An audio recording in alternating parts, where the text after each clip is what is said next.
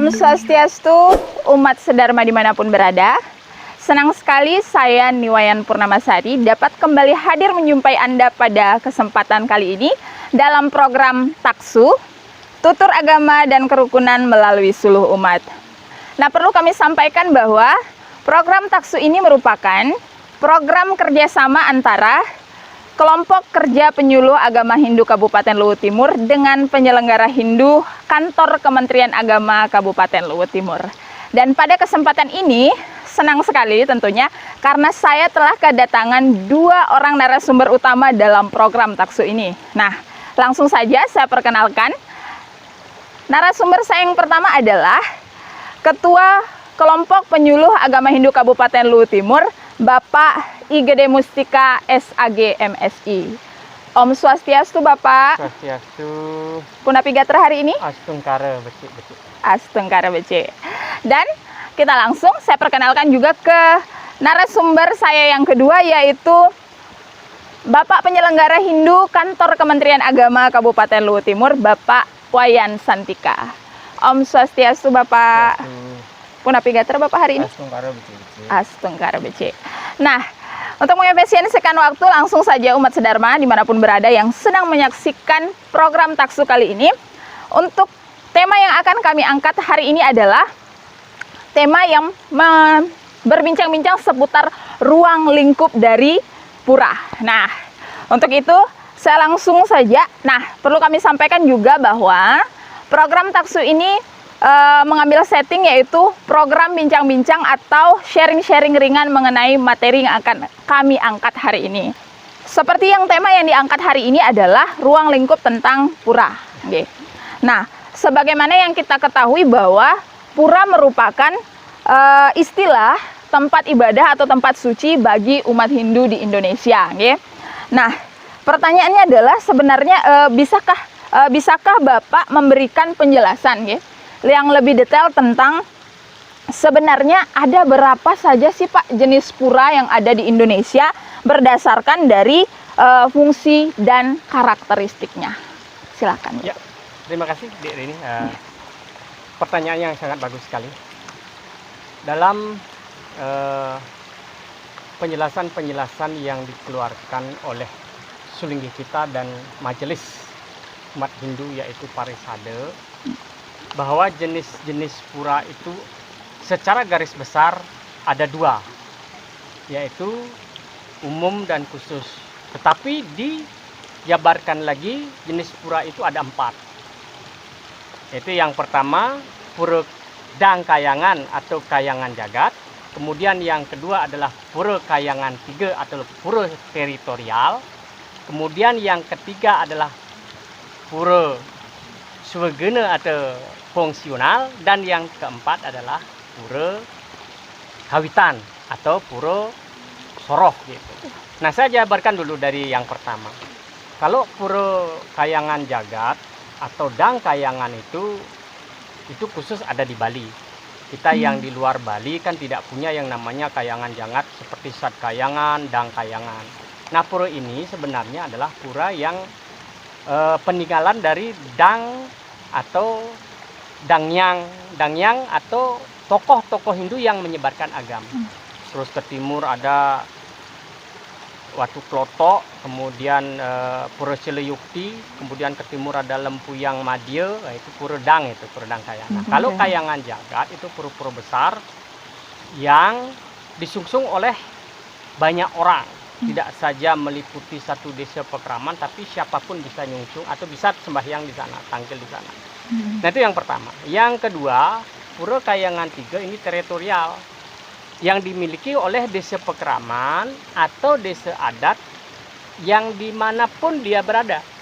Misalnya satu kabupaten berapa punya desa Kayangan, desa pekraman atau desa adat, di sana pasti ada pura Kayangan 3. Nah, kalau kita yang di luar Bali, kita berbicara di luar Bali, ada juga beberapa kabupaten, beberapa desa itu yang memiliki pura Kayangan 3. Bahkan ada yang ke Kayangan. Itu tidak salah. Yang penting bagaimana kemampuan umat untuk ngempuan pura itu secara ekonomis mampu atau tidak. Itu yang kedua adalah pura teritorial atau pura Kayangan Tiga. Nah ini yang ketiga adalah pura Swegine. Nah kalau di Bali Swegine itu banyak. Ada pura Segara untuk nelayan, pura Subak, Ulun Suwi, Ulun Danu itu untuk petani, ada pura Melanting untuk pedagang. Nah kalau kita yang di luar Bali, kita paling mempunyai pura Subak, pura Ulun Danu, pura Melanting. Saya kira belum ada saya dengar. Ada yang menyangkutkan pura yang di Ulun Banjar itu dibilang pura Melanting. Kalau dia pura Melanting, dia ada Ulun Pasar. Kalau tidak ada pasar dibilang pura Melanting, kurang pas. Ada yang menyebutkan seperti itu, daerah-daerah di tetangga kita, di daerah-daerah transmigrasi. Pulau Urun Banjar itu karena di Bali memang di Banjar itu bisa diadakan pura, ada apa namanya pasar gitu. Tapi kalau di luar Bali tidak ada. Nah itu pura-pura yang sifatnya fungsional, berfungsi untuk apa karakteristik dia, apakah petani, apakah nelayan, apakah dia pedagang. Nah itu. Nah kemudian yang keempat, jenis pura yang keempat ini termasuk pura khusus itu antara dua yang Swegine, pura khusus tadi Swegine dan yang fungsional. Yang keempatnya adalah pura Kawitan.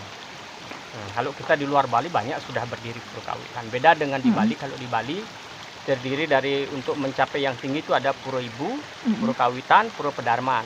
Kalau kita mungkin pura Ibu sudah ada di sini dari satu keluarga besar, kemudian dia membentuk satu kawitan dari beberapa keluarga-keluarga besar yang satu kawitan atau satu soroh. Nah itu ada 4 jenis pura.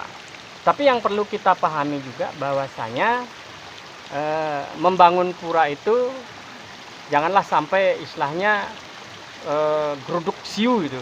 Siapa desa mana membangun pura satu soroh atau satu kawitan yang sama, kita juga ikut-ikutan. Nanti mudah-mudahan Bapak penyelenggara bisa menjelaskan untuk pembatasan pembangunan pura. Bukannya tidak boleh, tetapi kita melihat secara ekonomis. Mungkin itu dulu Adik Dery. Ya. Oh, jadi maksudnya jangan sampai keinginan kita besar tapi menyiksa kelompoknya dan memeliharanya juga nanti yang susah. Jadi tadi sesuai dengan penjelasan Pak Gede Mustika bahwa jenis-jenis pura sendiri ada pura umum dan pura khusus dan juga ada pura fungsional seperti itu. Nah, Tiang pindah dulu ke Bapak penyelenggara. Nah, sebagaimana yang diketahui bahwa pura merupakan bangunan suci yang digunakan ataupun tempat melakukan persembahyangan bagi umat Hindu. Nah tentu saja dalam pembangunan atau proses pembangunannya ini tidak sembarangan. Menurut Bapak, bagaimana tentang penataan ataupun tata ruang dari pura sendiri sehingga sesuai dengan fungsinya sebagai tempat suci ataupun tempat persembahyangan? Silakan Bapak. Baik, terima kasih. Om Swastiastu, Bapak Ibu umat sedharma dimanapun berada. Terkait dengan tata ruang pura, secara umum dapat saya sampaikan bahwa ada empat klasifikasi dari penataan pura. Yang pertama itu konsep pura yang menggunakan hanya satu halaman. Jadi hanya ada satu mandala. Jadi itu disebut dengan dalam konsep Hindu itu disebut dengan Eka Buana. Jadi hanya satu halaman pura, tidak ada yang lainnya lagi. Nah, kita melangkah ke yang kedua. Itu ada pura yang 2 halaman. 2 halaman, jadi itu penggabungan antara alam atas dan alam bawah. Itu yang pura yang menggunakan 2 halaman. Ini biasanya kalau yang satu itu biasanya Prajapati, itu biasanya 1. Jarang itu ada Prajapatinya pakai 2 halaman, biasanya hanya 1. Terus kalau yang 2 itu biasa pura dalam, pura-pura teritorial, yang pura Swegine itu juga biasa hanya 2 halaman pura. Yang berikutnya ada yang menggunakan konsep tiga halaman. Jadi itu terdiri dari Niste Mandala, Madhya Mandala, dan Utama Mandala. Nah, inilah yang paling banyak digunakan oleh umat Hindu saat ini, baik itu yang ada di Bali maupun yang ada di daerah transmigrasi. Nah, yang terakhir itu ada 7 halaman. Ini Saptaloka. Jadi itu menggunakan konsep Burloka, Dwaloka, Swaloka, Mahaloka, Janaloka, Tapaloka, dan Satyaloka.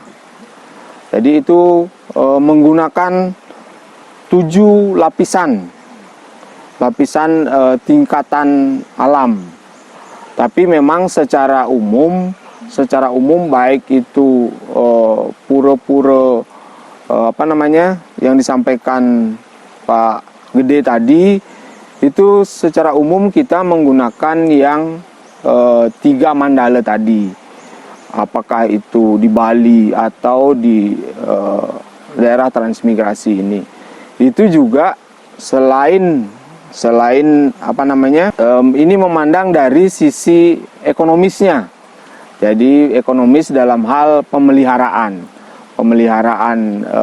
wilayah pura itu, termasuk dengan pembangunan yang seyogianya, yang semestinya dibangun di masing-masing mandala itu. Dapat saya sampaikan bahwa masih banyak pura-pura yang ada di khususnya daerah kita di daerah transmigrasi ini membangun hanya berdasarkan begitu dari dulunya, tanpa mengetahui apa makna bangunan yang dibangun di Niste Mandala misalnya, Madhya Mandala, dan di Utama Mandala. Serta belum banyak yang mengkaji bahwa apa saja yang semestinya dibangun di masing-masing mandala itu, sehingga nilai perawatan, nilai pemeliharaan dari sisi ekonomisnya masih belum tertata dengan baik, sehingga mungkin ke depan kita akan lakukan pembenahan itu, perbaikan itu, termasuk saya dan Pak Ketua Pokjalo sudah mulai bersinergi dengan penyuluh untuk menugaskan masing-masing penyuluh itu melakukan pendataan bangunan-bangunan atau pelinggi-pelinggi yang ada di masing-masing pura itu, pelinggi apa namanya, siapa yang distanakan, dan apa fungsinya. Jadi sehingga generasi muda kita ke depan itu mampu memahami dalam membangun pura itu sendiri. Jadi bukan hanya sekedar bangun terus dibuatkan sesajen tapi tanpa mengetahui maknanya. Nah, itu harapan besar kami ke depan dalam pembinaan keumatan, khususnya dalam pendirian pura atau rumah ibadah Hindu khususnya. Mungkin itu dulu yang bisa saya sampaikan. Jadi pada dasarnya ini sebenarnya memiliki empat klasifikasi yang jujur saya sendiri yang sering saya lihat ini baru 2 jenis, 2 klasifikasi, yaitu yang 1 halaman dengan yang 3 halaman. Nah, yang paling sering itu adalah pastinya teman-teman juga ataupun umat sedharma dimanapun berada pastinya lebih sering menjumpai pura dengan 3 halaman, yaitu Niste, Madhya dengan Utama Mandala gitu. Nah, saya juga pernah menjumpai ini kalau tidak salah itu di daerah Parigi Montong. Kebetulan ya Sulawesi Tengah Bapak. Kebetulan kami pernah pada saat masih aktif di KMHDI pernah melakukan tirta yatra ke sana pada saat Mahasabha tahun 2010 kalau tidak salah. Itu di sana ada keunikan sendiri, pura itu hanya ada 1 pelinggih saja di pura tersebut. Nah, menurut pengemponnya, pura tersebut adalah disebut dengan pelinggihnya disebut dengan nama caturmuka. Jadi dia 3 dimensi. Hanya ada satu saja pelinggih di pura tersebut dengan konsep yaitu 1 halaman tadi. Itu yang sebenarnya karena kami yang dari Sulawesi Selatan khususnya yang sering lihatnya bahwa kalau pura itu terdiri atas 3 halaman. Nah, tadi seperti yang Bapak katakan, Niste, Madya dengan Utama. Kemudian pelinggihnya banyak, cukup banyak di dalam. Karena kami memang masih generasi muda, kami langsung bertanya-tanya, kira-kira apakah memang ini dibenarkan? Kalau misalnya dalam pura tersebut hanya ada 1 pelinggih saja, gitu. Kalau beliau mengatakan, pengemponnya itu Hari mengatakan bahwa disebut dengan konsep yaitu caturmuka atau 3 dimensi. Jadi boleh ataupun bisa mengarah ke arah mata angin. Jadi ya, kira-kira seperti itu memang diperbolehkan untuk dilakukan di luar Bali kah atau bagaimana, Bapak? Kalau secara aturan adat setempat, itulah uniknya Hindu. Itulah uniknya Hindu, khususnya kita sebagai orang Bali, itu lebih mengedepankan desa kala patra. Jadi menyesuaikan dengan desa setempat, adat setempat. Kalau memang di wilayah itu ingin mendirikan konsep seperti itu sah-sah saja dan dibenarkan begitu. Jadi Hindu itu fleksibel sehingga tidak ada, walaupun memang ada aturan-aturan baku dalam pendirian pura. Apakah di Niste Mandala itu dari apa saja? Saya ambil contoh, kalau di Niste Mandala sesuai aturan itu memang diperlukan di situ ada balai kulkul, ada balai puaregan, ada pantilan di situ. Nah, di Madya Mandala juga seperti itu. Ada balai gongnya di situ, balai balihan, ada dapur sucinya biasanya di situ. Begitu juga di Utama Mandala. Di Utama Mandala itu ada, kalau secara umum itu di Utama Mandala itu ada Padmasana, ada Taksu dan Anglurah, terus ada Piasan. Nah, setelah itu baru biasa ada balai panjang yang untuk Banten. Itu tergantung dengan situasi dan kondisi desa setempat itu. Sehingga memang khusus kita di timur saja, dari beberapa pura yang sudah kami kunjungi berdua, itu pelinggih yang ada di situ juga bermacam-macam. Sehingga memang itu menyesuaikan, seperti yang saya sampaikan tadi, itu menyesuaikan dengan desa kala patra dan kesepakatan adat setempat itu. Suksema penjelasannya Bapak, luar biasa sekali. Umat Hindu Sedharma di Sarang Sambi dimanapun berada, karena ini sekali lagi memberikan pemahaman buat kita yang masih awam bahwa tidak ada ketentuan yang terlalu kaku dan mengikat, tetapi kita sesuaikan dengan sekali lagi kesepakatan dari umat setempat, desa, kala, patra, dan bagaimana kita kesanggupan untuk melakukan perawatan. Karena yang lebih penting adalah bukan membangun tetapi merawat ke depannya seperti apa. Nah, Tiang kembali dulu ke Bapak Ketua Pokjalo, Pak Gede. Nah, begini Bapak, biasanya ini satu lagi masalah itu yang kadang luput dari perhatian kita sebagai umat, terkhususnya kita umat Hindu, adalah perihal kesucian pura ini Bapak. Nah, ini sangat riskan sekali, termasuk di tempat saya sendiri bahwa kadang kita masih agak acuh dengan kesucian pura sebagai tempat suci itu sendiri gitu. Baik itu dari diri sendiri, dan masih banyak juga yang mengabaikan hal demikian karena saking cueknya mengutamakan yang penting datang ke pura seperti itu. Kira-kira seperti apa ketika orang juga menggunakan pakaian kadang tidak sesuai dengan pakem, yang penting sesuai dengan fashion. Hampir sering kita lihat bahwa kalau misalnya ada perkembangan fashion yang baru, pasti semua mengikuti hal tersebut.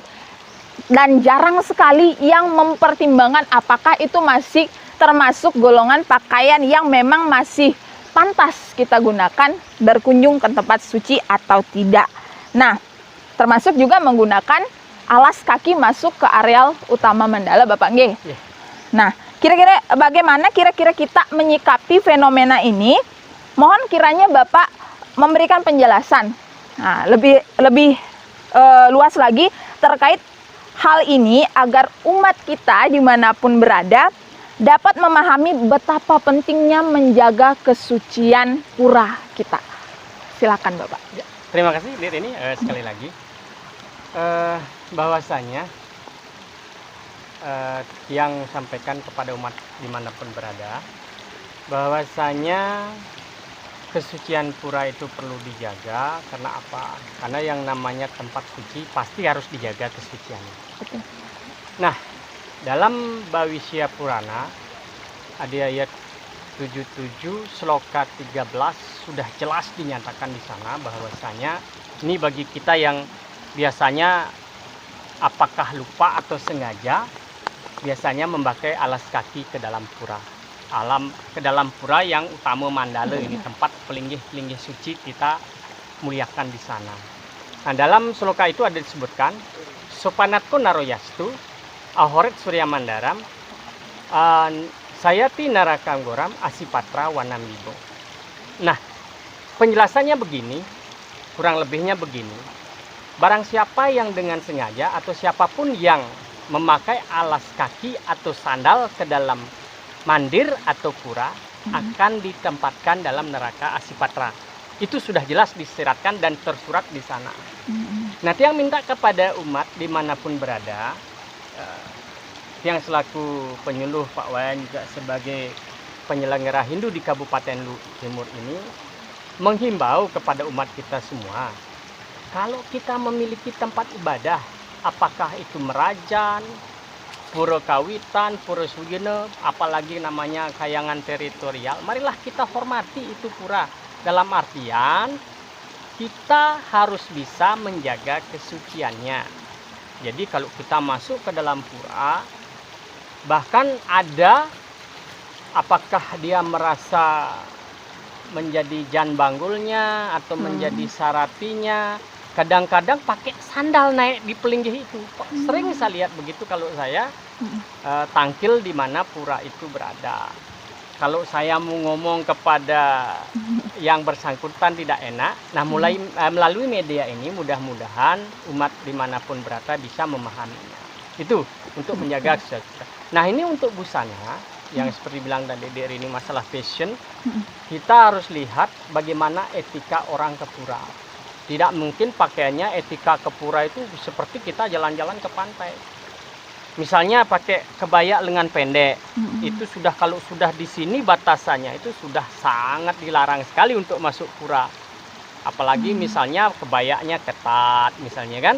Nah, kemudian yang paling penting juga masalah rambut. Rambut itu tidak boleh tergerai kalau masuk pura. Itu harus diikat dia. Kalau kita masuk ke pura menjaga kesopanan santun kita, etika kita ya supaya kita dilihat lebih rapi. Kalau rambut tergerai, apalagi sudah menikah, sudah orang tua sampai tergerai, itu salah besar. Keliru itu. Kita mestinya harus menjaga etika kita bagaimana masuk pura dalam artian fashion kita, kemudian apa yang kita pakai. Jangan seperti yang Dek Rini bilang karena ikuti tren. Pakaian yang penting bagus, misalnya kebayanya dari Prancis gitu kan. Nah, sekarang betul. Yang kita perhatikan bukan masalah fashionnya, etika sopan santunnya masuk pura itu yang paling penting. Oke lah punya kain Prancis mahal, tetapi kalau tidak ada etika apa gunanya? Betul. Nah, itu. Nah, kemudian yang sangat menghimbau sekali kepada umat dimanapun berada, khususnya di umat Hindu Timur, marilah kita sama-sama menjaga kebersihan pura. Seperti penjelasan Pak penyelenggara tadi bahwa pura itu jangan dibangun asal. Dalam artian bernafsu kita membangun pura tetapi memelihara tidak ada. Tidak bisa kita pelihara. Seperti fenomena baru sekarang gini muncul. Ada pura-pura bawaan. Itu sudah banyak berdiri di luar Bali, khususnya di Luhut Timur.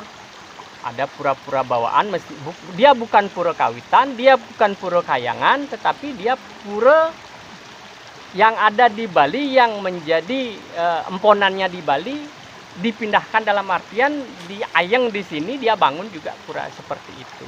Banyak itu terjadi. Itu bukan pura kawitan, bukan pura kayangan, tapi misal satu contoh, misalnya pura Taman Sari. Di desanya di Bali ada, bangun juga di sini. Kenapa? Itu tidak keliru sebagai penghormatan bahwa dia masih ingat dengan apa yang diempon di Bali. Banyak itu. Yang penting sekarang kesanggupan umat dalam membangun pura itu, kemudian pengemponnya ini tidak keberatan dalam ngayah, kan? Kemudian bagaimana peturunan, iuran untuk upacaranya, untuk pemeliharaannya. Jangan saja asal membangun pura tetapi tidak mampu untuk pemeliharaan secara ruang lingkup yang banyak. Pemeliharaan itu bukan satu kebersihan saja, tetapi bagaimana pemeliharaan juga dalam yadnya. Dari yang terkecil sampai yang terbesar, silahkan membangun pura, tetapi batasi. Dalam artian, kalau memang pengemponnya sedikit, ya nggak usah lah. Untuk apa juga puranya misalnya 3 mandala, tetapi yang mengempon cuma 9 kakak gitu misalnya. Nah mungkin itu yang bisa saya jelaskan, mungkin nanti Pak Wayan bisa tambahkan. Betul sekali apa yang Bapak katakan tadi, bahwa sesuai dengan yang sangat kita fenomena yang sudah sering sekali lah terjadi dan kita tidak bisa ingkari memang umat kita, selain juga karena memang sudah pengaruh zaman mungkin. Jadi begitu ada hari raya besar, yang diutamakan adalah yang pertama adalah mengikuti tren apa yang lagi ngetren sekarang, sementara mengesampingkan apakah ini wajar, masih batas wajar atau memenuhi kesucian pakaian kita menuju ke pura atau tidak itu. Dan sudah dijelaskan oleh Bapak tadi bahwa ini juga sama pentingnya dengan kita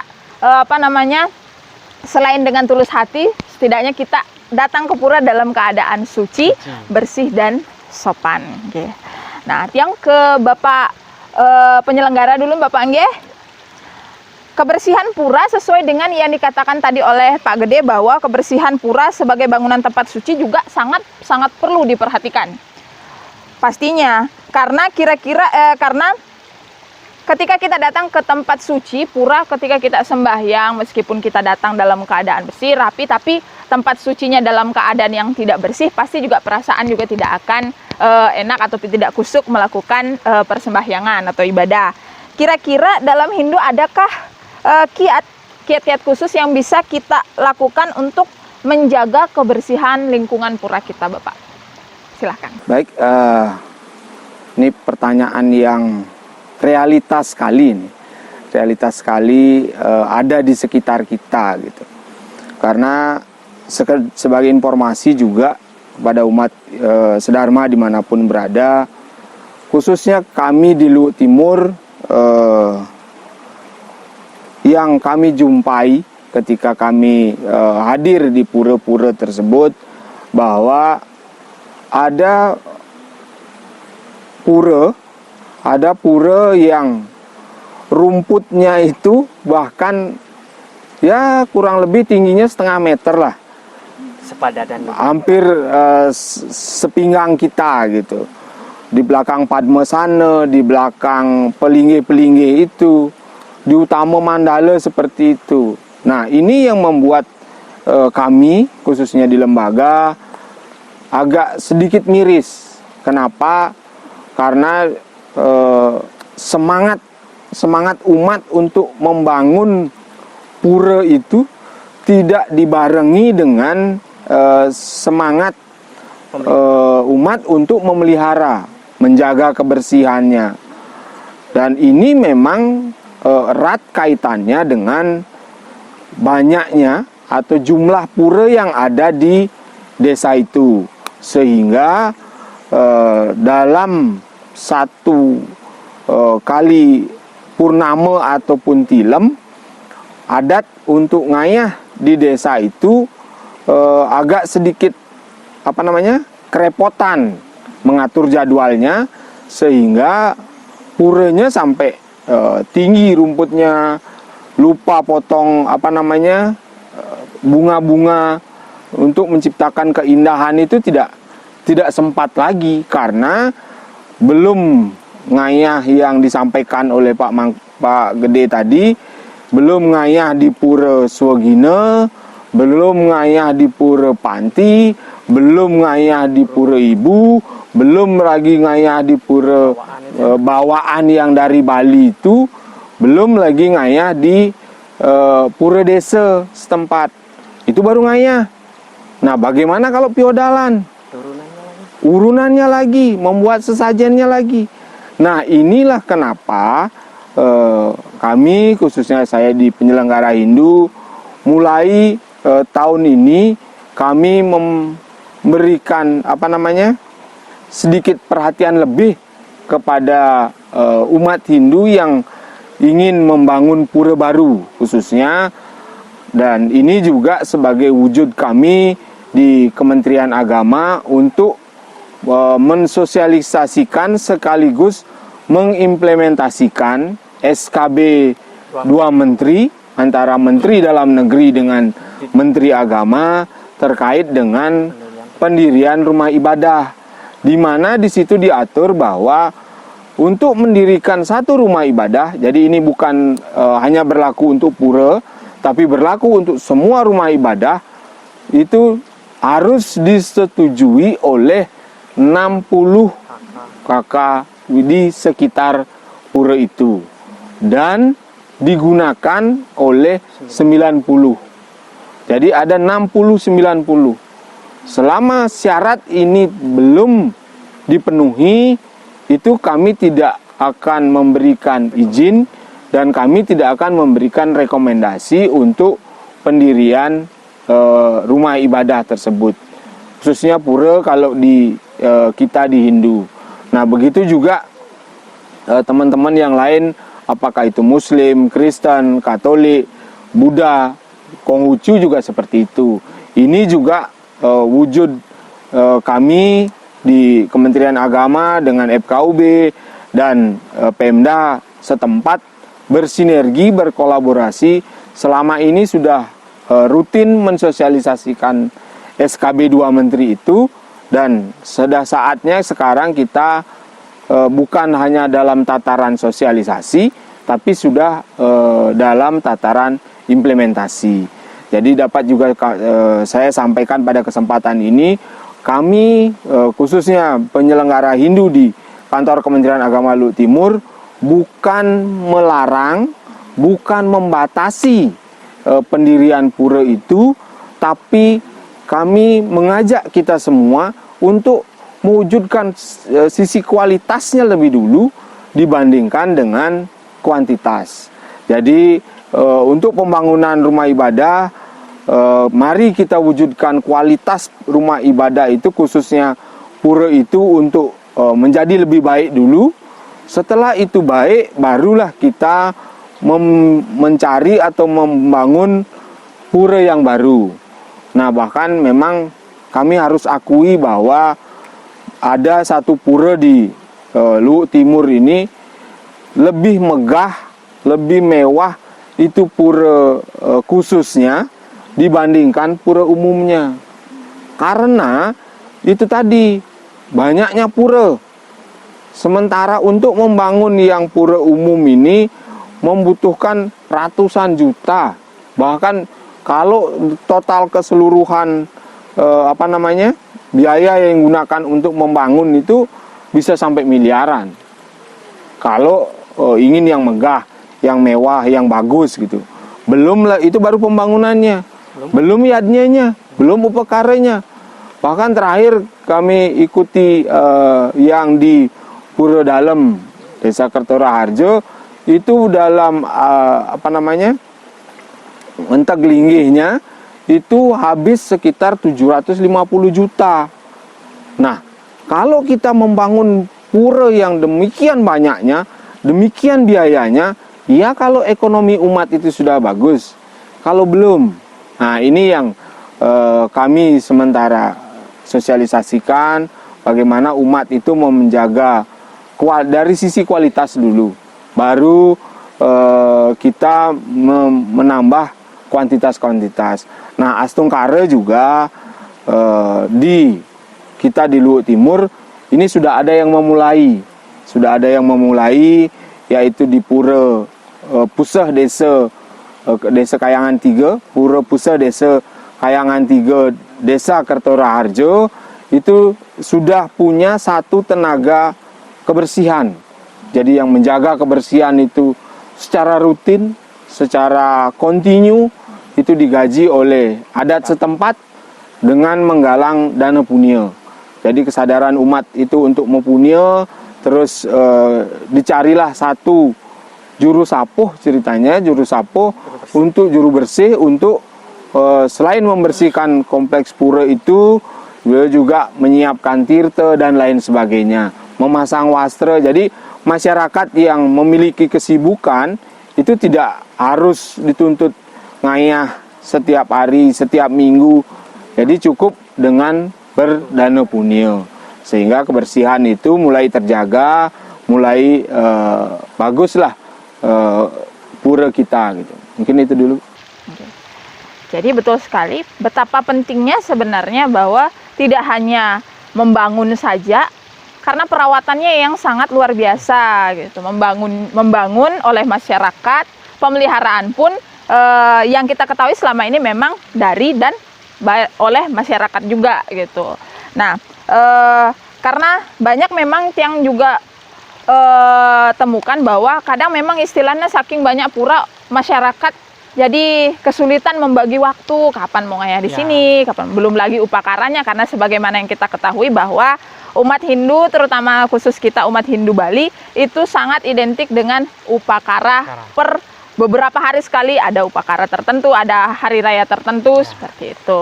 Jadi betul sekali bahwa sekali lagi bukan dibatasi untuk membangun, tetapi lebih diutamakan dulu dari segi kualitasnya. Jadi masyarakat juga bisa membangun, kemudian bisa memelihara sebagaimana mestinya, sehingga pura tersebut tidak hanya megah secara bangunan, tapi juga perawatan dan kebersihannya juga terjamin dan terstruktur. Nah, kita ke pertanyaan terakhir. Pertanyaan terakhir saya ke Bapak Gede, karena beliau adalah komandan dari Ketua Pokjalu sendiri. Pertanyaan terakhir ini, Pak, sebenarnya ada perbedaan enggak sih, Pak, antara pengempon satu pura dengan pura lainnya yang terkhusus untuk wilayah Luhut Timur saja? Adakah perbedaan pengemponnya kira-kira? Nah, jadi permasalahan dari pembangunan, kemudian sesuai yang Bapak Wayan Santika tadi katakan bahwa membangun pura saja dananya itu luar biasa. Kemudian belum lagi upakara, karena tidak cukup hanya dengan membangun, tetapi harus upakara yang secara bukan satu kali dua kali, tetapi kontinu secara terus menerus. Nah, perbedaan pengemponnya ada sih enggak, Pak, dalam satu pura itu? Nah, khusus ruang lingkup Luhut Timur aja. Ya, terima kasih. Pengempon itu sebenarnya ada dua jenis dia.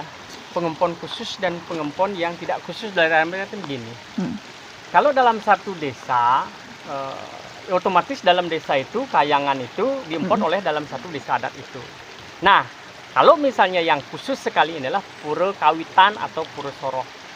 Bisa saja seseorang atau lebih datang dari luar desa ini, dia ikut dalam kawitan itu, dia disebut pengempon yang khusus lagi dalam artian dari luar desa. Ini berbicara pura kawitan. Nah, kalau misalnya pura segara seperti di Bali, siapa saja yang hidup di seputaran pantai itu mungkin itu yang ngempon gitu. Nah, kalau kita pura kawitan yang tidak saja umatnya atau pengemponnya dari satu desa itu bisa saja dari luar. Nah, beda dengan pura Kayangan 3, pura teritorial itu. Sama dengan pura ini, pura Pucak yang kita miliki ini, yang baru dalam tahap pembangunan, belum selesai karena kita di umat Hindu khususnya bantuan itu mungkin jarang ya Pak penyelenggara, ya jarang sekali bantuan. Ada tapi ada, tidak terlalu banyak. Lebih banyak kita mepeturunan istilahnya, iuran-iuran pembangunan setiap panen itu berapa. Makanya kalau umat Hindu orang Bali itu punya pura, untuk pembangunannya memang menggebu-gebu, tetapi kadang-kadang terlambat untuk mewujudkan yang berkualitas. Dalam artian apa? Karena terlalu banyak pura. Misalnya seperti yang saya sebutkan, pura bawaan itu banyak luar biasa. Seperti Pak penyelenggara bilang tadi, belum lagi kita harus ngayah di sini, besok sudah di sini. Apalagi upacaranya. Yang ini membutuhkan ini, yang ini membutuhkan ini. Peturunannya ini seperti yang jelaskan beliau, lebih pegah pura khusus daripada pura umum karena gengsinya terlalu besar. Wah, saya punya pura khusus ini, saya harus lebih bagus. Jor-joran untuk peturunan di sana. Kadang ini kita lupa peturunan yang di pura umum itu bahkan ada yang tercecer belum terbayarkan. Itu fenomena sebenarnya. Kita tidak bisa pungkiri itu. Nah, sekarang yang Tiang minta, khususnya dari Kementerian Agama bersama Bapak penyelenggara, baiklah kita badasi untuk membangun pura. Bukannya kita tidak mengizinkan untuk membangun pura. Yang penting niat umat untuk berbakti tulus kepada Tuhan itu tidak pernah terputus. Itu, Dek Ruli. Baik, sangat luar biasa sekali bincang-bincang saya hari ini dengan Bapak penyelenggara Hindu Kementerian Agama Kabupaten Luhut Timur dengan Bapak Ketua Pokjaluh Agama Hindu Kabupaten Luhut Timur. Nah, dapat yang simpulkan bahwa sebenarnya pura ini sendiri adalah bangunan suci yang memiliki tadi ada 4 klasifikasi. Nah, sebagaimana yang sudah dijelaskan, kemudian sangat-sangat perlu dijaga kebersihan dan juga kesuciannya. Baik, demikianlah perbincangan kita pada Taksu edisi hari ini. Terima kasih Tiang ucapkan kepada kedua orang narasumber, Bapak Gede Mustika dan Bapak Wayan Santika yang telah menyempatkan waktunya untuk hadir dalam acara Taksu kesempatan hari ini. Terima kasih juga Tiang ucapkan kepada seluruh tim yang bertugas. Kemudian terima kasih kepada pengempon dari Pura Puncak Sari Desa Kertoraharjo yang telah menyediakan tempat buat kami untuk Taksu pada kesempatan hari ini. Akhir kata, semoga apa yang kita perbincangkan membawa nilai dan dampak positif baik bagi diri pribadi maupun bagi masyarakat banyak. Akhir kata, Tiang Niwayan Purnamasari beserta dengan seluruh tim kreatif yang bertugas pada hari ini undur diri. Tiang tutup dengan ucapan Pramasanti. Om Santi Santi Santi Om.